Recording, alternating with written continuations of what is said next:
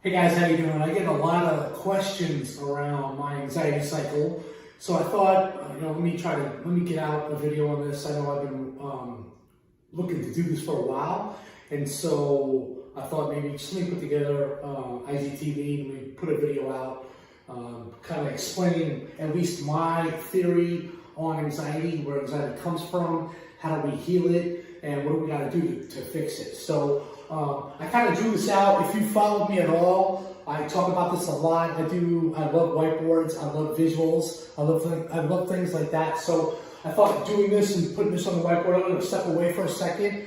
If you want to take a screenshot of it, and then we're going to come in and talk about it. So if you want to take a screenshot of it, okay, great.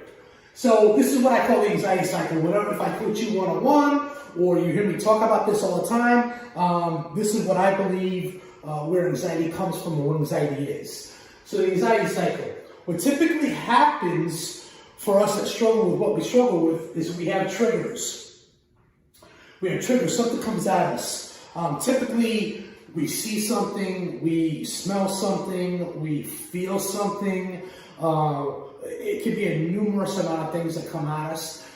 For me, smells, places, things like that, they trigger me. And so I get triggered. So we have the triggers. Those triggers, what they do is they produce thoughts. Now our thoughts come at us, right? We revert it back to some type of trauma. We revert it back to a situation. We have the thoughts that come at us, and the thoughts just bombard us. Those thoughts then produce feelings. And those feelings, we feel it, especially for us that struggle with anxiety or any other kind of mental health issues. We typically feel it in our stomach. The neurotransmitters start to come at us. We feel panicky. We feel anxiety. We feel all these different emotions. So we have the thoughts that come at us, and then they produce feelings. What happens is anxiety really is just a normal response to a situation. However, when we don't really take care of it and really start to do the things to work through it, it gets chronic.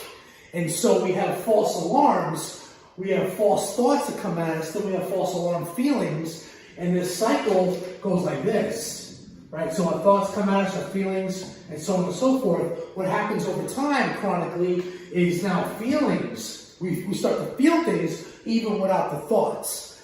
That's panic, things like that. Panic starts setting in, things, mental health issues like that start settling in. What happens though is feelings over time can create actions. We do something, right? For us to have the thoughts that come at us, we have the feelings, we do something. We typically run, we typically isolate, we typically try to ignore. We typically do these unhealthy coping mechanisms because we think that if we can drown the feelings and the thoughts, that those things will go away. And that's not how it works. As a matter of fact, when we use unhealthy coping mechanisms, it only makes those thoughts and those feelings even worse. So we want to do healthy coping, not unhealthy coping. Unhealthy coping can be sex, drugs, alcohol, people, codependency. There could be a number of different things that we use as unhealthy coping. Anyway, what happens is we have actions. We do something. Those actions over time create habits. So now we isolate ourselves, or we won't go to a certain place, or because we start to fear the fear. Right, so as we start to feel the fear, fear drives what we do, and that then creates habits. What happens then is those habits then drive the thoughts, right? So we have the actions that then drive habits, habits then drive thoughts, thoughts then drive feelings, feelings drive thoughts. And you get into this perpetual cycle, just like this. This is what I call the anxiety cycle. Now, what happens a lot of times for us that struggle is we look for answers for the manifestations, right? So we focus on this. We focus on the manifestations because that's what we feel. However, anxiety gets much, much deeper than that. Remember, most of the cycle starts from triggers, right? So we get triggered. Where do those triggers come from? Those triggers come from beliefs, right? Most of those triggers belief. We feel we're unsafe, or we whatever the situation might be, but they come from beliefs. Those beliefs were produced by abusive situations, trauma situations, bully situations, toxic people situations, workplace bullying, school bullying, name calling, siblings, toxic family, relationships, bad marriages, bad friends. I mean, the list goes on and on and on and on. So what happens is we want to, and most doctors do this actually, when you go see a doctor or a psychologist or a therapist, they want to focus on giving modalities on this. They want to cure this. And I get it. I'm not against doctors. I'm not against therapists. I'm not against psychologists and psychiatrists. I'm not against those types of people. They're limited on their scope for some reason, because in the book, the DSM book, it says, oh, Ryan has fear. Oh, he must have panic. What do we do for panic? We do CBT, right? Or I give them a pill. So they want to focus on this. They want to focus on the manifestations. When you want to get over this. You want to get over this cycle. You want to get out from under that rock, so to say, or in that hole that you're in. How do you do that? You do that by healing this. You do that by focusing on the things that produce the triggers, right? If you don't get triggered, most of the times the anxiety will subside. What's interesting about me, what happened to me over time, is I focused my attention on this, right? I had thoughts. They were crazy-ass thoughts. Those thoughts would produce crazy-ass panic attacks. I struggled with OCD, pure O type thoughts. Now, a lot of people call it health anxiety, so I have sensory motor, which is just another form of OCD. Sensory motor is a sub-form of OCD, which a lot of us call health anxiety, which means we are hypersensitive on our bodily functions, breathing, blinking, swallowing. It could be a number of different things, but I feel stuff. It's really called health anxiety. People call it health anxiety, though it's a sub-form of OCD. Let me get that out of the way. Anyway, I focused all my time on this, right? I focused all my time on, I went to doctors, I went to therapists, I went to psychologists, I went to psychiatrists, I went to counseling, I did this, I did that. I mean, spent thousands of dollars, decades of my time learning how to manage this, right? No one really taught me how to change the way I think. No one really taught me that if I want to change the cycle, change what I do, right? No one taught me that to create good habits, I have to change my habits, those types of things. No one taught me this stuff. They always focused on this. They always focused on that.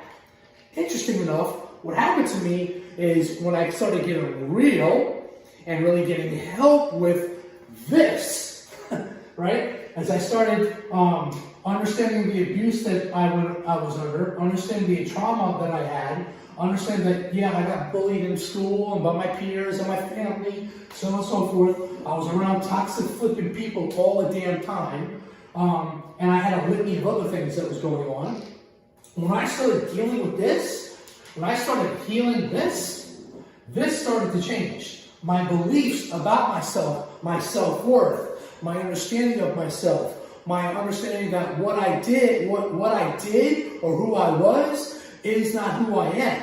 When I started understanding self-care and self-love and self-acceptance and understanding those things about myself, I started to really heal this. This started to change. My beliefs started to change. As my beliefs started to change, the triggers that would get at me started not to affect me so much. Now, granted, I still struggle with anxiety. I still struggle with these things. However,